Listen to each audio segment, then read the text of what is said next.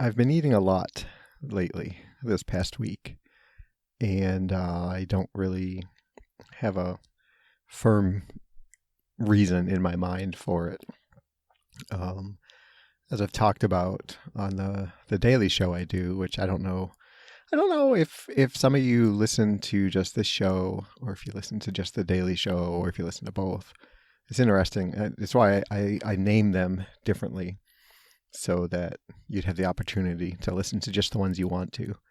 Um, but I've been dieting, or trying to diet since the beginning of April, and April is a pretty successful month for me.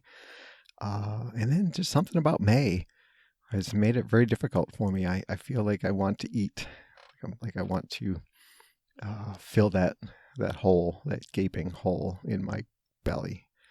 Um, and like I find myself, I've been working more in May.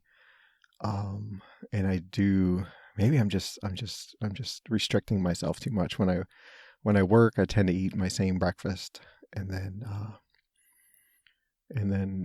don't really eat much while I'm at work. And basically because in general by like 2 I'm done. So if I've had, a banana and a meal replacement protein something bar, that I feel like I can be enough. That can be enough.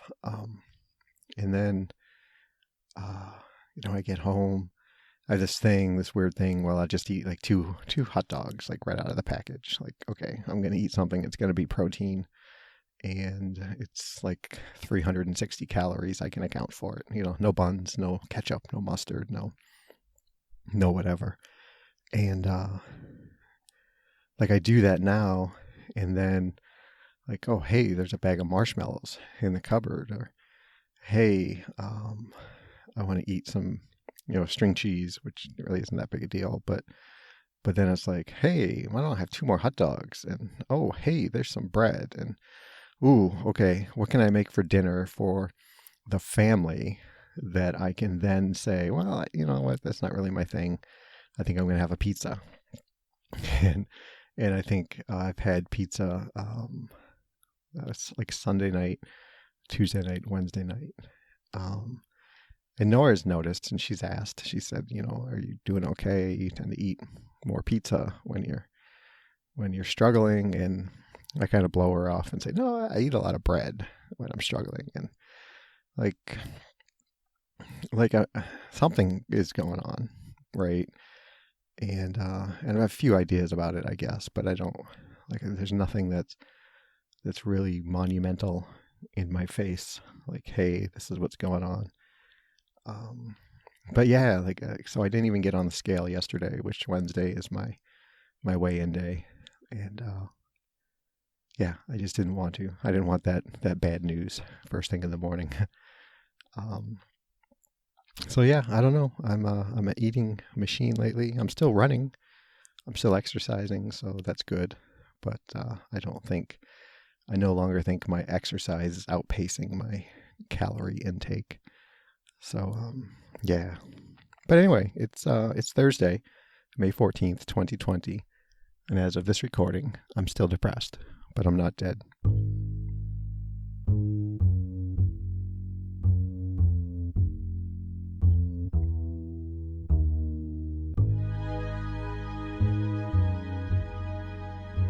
So, what could be on my mind? What could be going on? What's rooting around in my subconscious, making me feel like I need to fill myself to feel complete?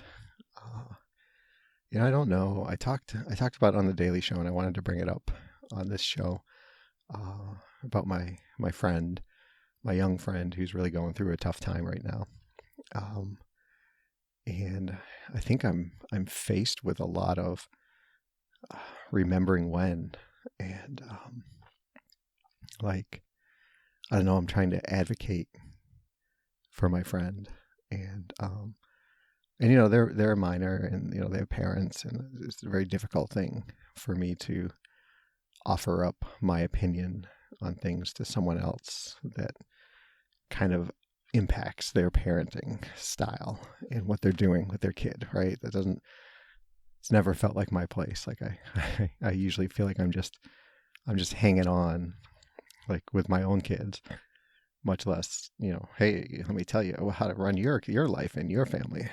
Um, but like I try advocating, and a lot of that ends up being like, let me relay to you my experience in this situation, and really prefacing it like I used to do on the show, like that it's not, all our stories are very similar, but our paths are very different, right? And just because I felt this way or I experienced a situation like this, it doesn't mean that's what you've experienced. It doesn't mean that's what my friend has experienced.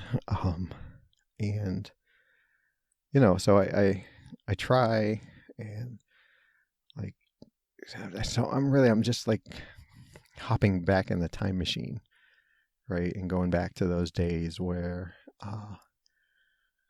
like, hurting myself was a really deep and powerful, intrusive, random thought. And like that, me not being here would be just an intrusive thought. Me being a burden would just like pop out of nowhere. Like I could be just driving down the road listening to a podcast, and you see a blue car driving the other way, and it's like, oh my God, if I can't believe what I'm putting Nora through, or I can't believe how terrible a dad I am. And it's that irrational, and like, I'm not really in that place right now, and I'm so very thankful that I'm not, and I'm so scared at the same time that my medication is going to run its course, that my body is going to decide, hey, you know what, you've been putting this in us for a while and it's been good, but we need more. And I'm afraid of those days coming back. And, it's very difficult for me to see my friend go through this. And like, I want to help, but there's a huge generation gap, right? And, and my friend is female. And so there's like the always,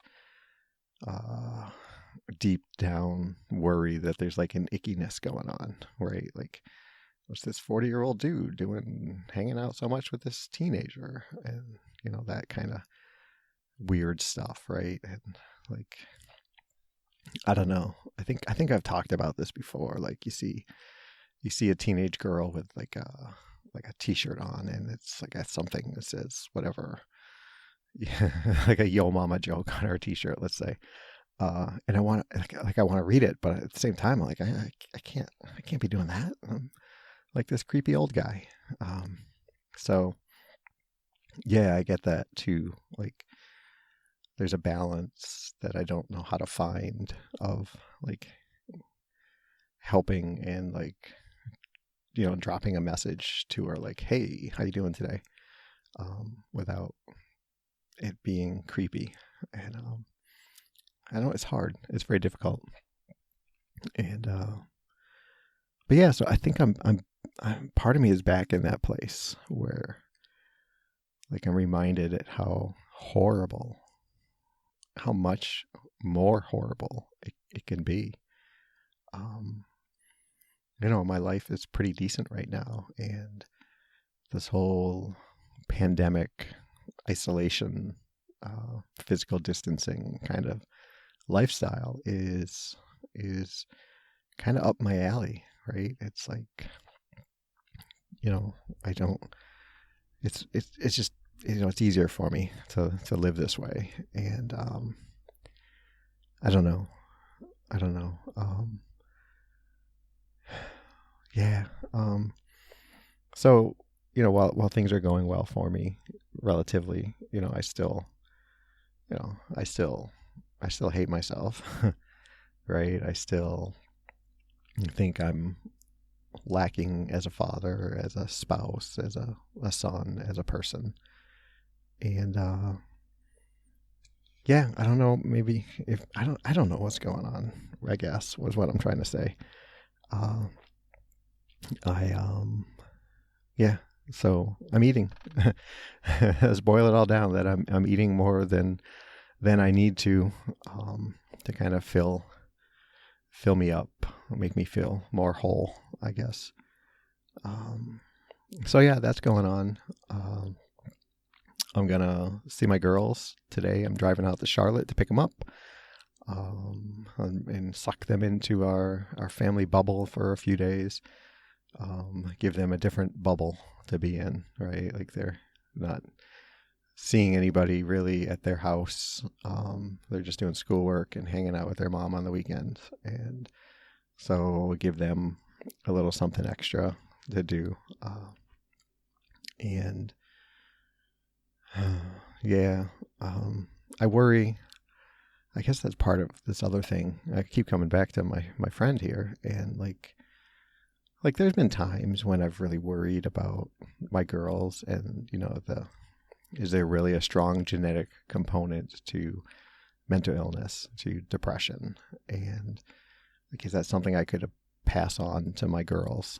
And whenever they get quiet or withdraw a little bit, I'm like I spaz out, and I don't really see that much, but like I worry, and kind of back to the intrusive thoughts, like I'll see a little glimmer in their eye or a little like micro expression, like the corner of their mouth turns down just a little bit at something, and I'm like, oh God, there it is. There, oh my God, it's starting. And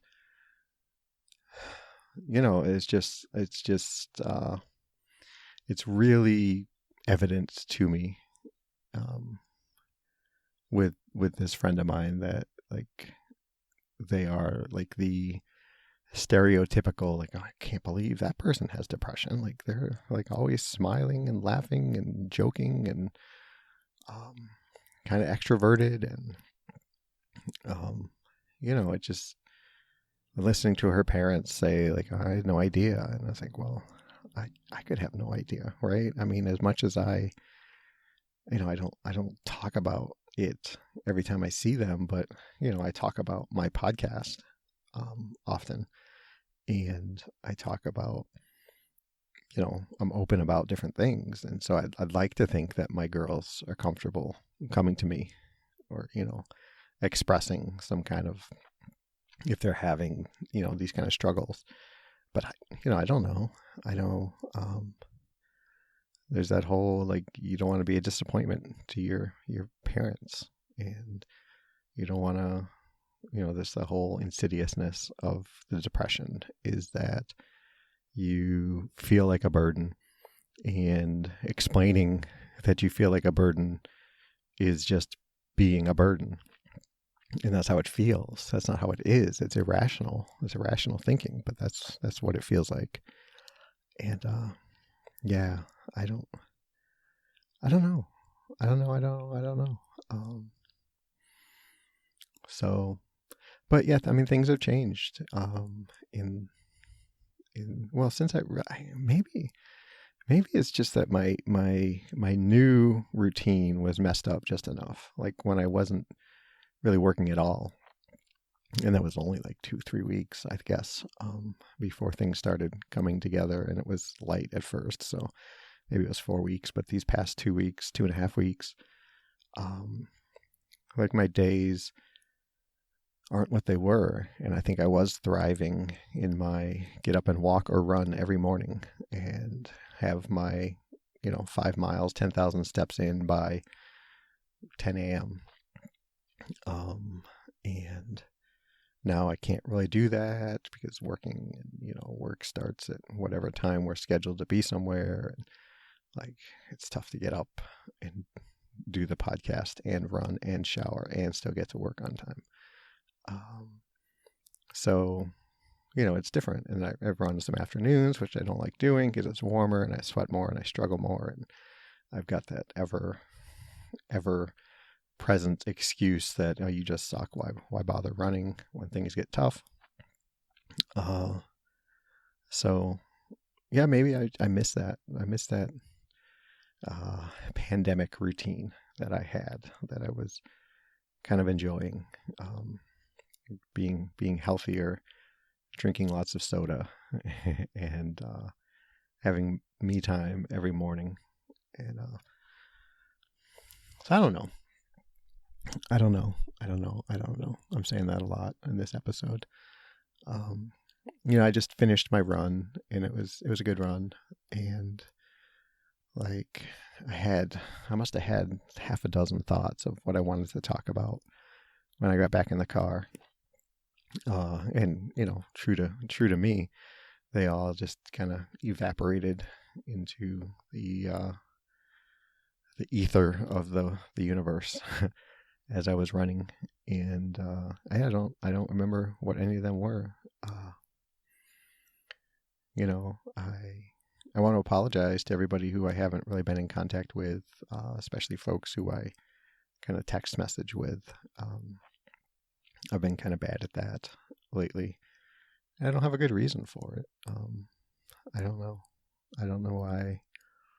I don't know. It's just weird. I'm just in a weird space right now, but it's not. It's not a terrible space. It's just weird. Maybe it's uncertainty that's got me all twisted up and turned around. I don't know. Um, yeah, I don't know. I don't know. We're what 3 months? Beginning of like February, March, April, May. So we're 2.5 months into this um, U.S. pandemic thing, and I guess maybe I'm starting to see some of the cracks with Nora and the kids and my kids, and everybody's starting to get a little stir crazy, and the world and the country is getting antsy and wanting to go back to some amount of normal. And I've seen glimpses of it, and it bothers me, and it really worries me about what the next 6 to 12 months are going to be. I don't know. I don't know. I guess this weekly show is my chance to be more pessimistic and kind of ramble on about things that bother me, right? So I guess we'll talk about that a little bit. But like there's a chance that it all just works out, right? I mean, there's so much we don't know. It's still a novel virus, right? So we're still learning so much. Some of it good, some of it promising, some of it hopeful, some of it really, really bad, right? And when I see people gathering, and I hear about people gathering after just like 2.5 months of this, and like it, we want to open things back up, and people want to be walking shoulder to shoulder on the sidewalk, and barbecues, and going to bars, and going to the beaches, and playing contact sports, and like it's only going to take like a handful of people who have the virus to then just have it explode again, right? If we're doing that, if we're going, I mean, look at what we got, like 1,700 to 2,000 people dying a day here in the U.S., and that's with all this kind of social distancing going on, right? We're at, I don't know how many, like, are we 1.5 million cases? I don't know. I can't look it up because I don't have internet. But and this is all with all these protocols in place, and we want to open it up. We want it to be, it just seems so unreal that but I guess it isn't, right? I mean, we all have our own image of what is right and what's wrong, and we all listen to authority at varying levels, right? We're not good as a culture here in the US of like following what those in charge tell us to do necessarily, right? Like we have this immense and feeling of entitlement to freedom and do what we want. And it's just gonna, I don't know. I'm not, this is me being pessimistic about the coronavirus and COVID. I hope I'm wrong. Nothing has happened yet to make me feel like I've been thinking wrong this whole time. But, who am I? I'm just some guy with a podcast, right? So, yeah, I don't know. I wish I could be more optimistic about it. I wish I could get back to dieting. I wish I could say the right words to help out my friend. We all have wishes that things were better. Just a lot of people wish that things were back to normal, whereas I kind of embrace the new normal a little bit more. So I guess that makes me different. I know I've talked to a couple people online who are like, hey, yeah, me too. I'm an introvert, and I'm okay with not having to deal with people, and like I don't miss, crowded shopping malls and food stores and the bustling of New York City streets or the subway or crowded buses or any of that. And yeah, it's all up in the air, and I'm not making any sense. And I'm going to ask you all again, send me something. Send me some words of encouragement. Send me some tips, some tricks, some advice, some idioms, some adages, some moral of the stories kind of things that I can pass along to my friend who I want to help, and who needs some help and could use some help. And you all, you know this path, this journey, you have insight that even I don't know, right? And I'd appreciate it if you could do that. Thank you. And you can get me at Jamolki all over the internet, JAMOALKI. And just look me up, text me even, 248-648-1419, +1 248-648-1419 on WhatsApp. And it's .info for the website. Info? Yeah, info. Boy, it's been a while. I should go visit the site and get reacquainted with it. I hope everyone is doing all right. I hope everyone in your family, in your extended family, your non-related family is staying safe and doing what's best for their own well-being and health. And I guess everybody be safe and be well. Thanks.